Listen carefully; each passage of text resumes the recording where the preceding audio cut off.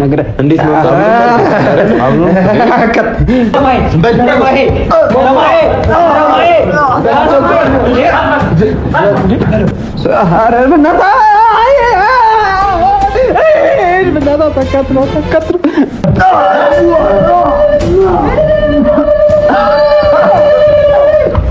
ሰማይ ነው።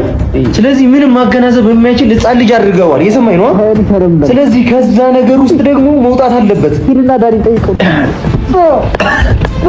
ነገር ያለው ደግሞ እሺ አልቋል።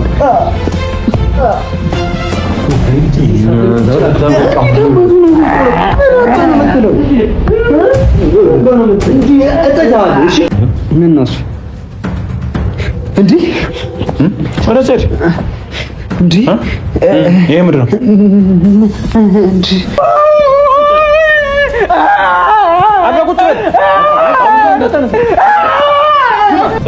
ሰላም ውድ ዩቲዩብ ቻናል ቤተሰቦቻችን፣ ዛሬም በሌላ በአዲስ ቪዲዮ ተመልሰናል።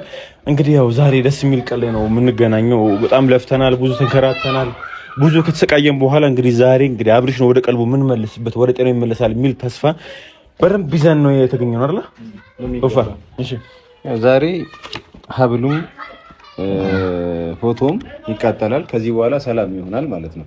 እስከዛሬ ድረስ ይሄን ነገር ያዘገየንበት ትክክለኛውን ነገር ማግኘት ስለነበረብን ነው እና ደግሞ የተወሰነም ደግሞ አላዋቂ የሆነ ነገሮችን ማድረግ ስለሌለብንም ጭምር ነውና ራሳችን ሰው ሸጠን ክፍል 11 ተለቋል። ሰላም ጤና ይስጥልኝ ክብራንና ክብራን አድማጭ ተመልካቾች በያላችሁበት የዓለም ዳርቻ ሰላማችሁ ይብዛ። ላይክ፣ ሼር፣ ሰብስክራይብ በማድረግ ቤተሰብ ይሁኑ እያልኩኝ በእርስዎ መጀን ክፍል 11 ጀምረዋል ማለት ነው። በጣም የሚገርመው እንግዲህ የራሳችን ሰው ሸጠን ወርቁና ሀብል ምንድነው ፎቶውን ተገኘ። የራሳቸው ሰው ሊሸጣቸው ነበረ። በርሶ መጀን እንግዲህ በመሀል አዲስ አበባ ላይ የሚወጡበት ቀዳዳ አተው እንግዲህ ዛሬም ወርቁን አቃጥላለሁ ሲሉ ወርቁ ሳይቃጠል ቀርቷል። ትናንትና ቃል እንገባለን በጠዋት እንለቅላችኋለን የወርቁን ጉዳይ ሲባል ነበረ። ወርቁን ሰው ሊዘርፈን ነው ብለው ነው እንግዲህ እነቶዬ ይዘው የመጡት። የመጨረሻው ነገር ዜድዬ የቶ ነገር ናፈቀን ለምትሉ እኔ ራሱ ግራ ገብቶኝ ገባ ብዬ እንግዲህ አንዳንድ ቪዲዮዎችን እያየሁት ነበረ። በጣም ነው የገረመኝ፣ በጣም ነው ያሳቀኝ ማለት ነው። አይቶዬ በርሶ መጀን እንግዲህ በነጠላ የገጠር ሙሽራ ይመስል ሸፏልፍ ነው እንግዲህ ተቀጥቅጧል ማለት ነው። ግን ይሄ የሚቀጠቀጠው ሌባው ነው በርሶ መጀን ነው? ምን ግልጽ ሊሆንልን አልቻለም። ስለዚህ የማይክል ጃክሰን ፎቶና እንዲሁም ሀብሉ ባይቃጠል ብዬ እኔ ተመኘሁኝ። ክፍል 15 ላይ ልንደርስ 4 ቀን ቀርቶናል መሰለኝና ለምን ግን የሚለው እኔ ጥያቄ ፈጠረብኝ።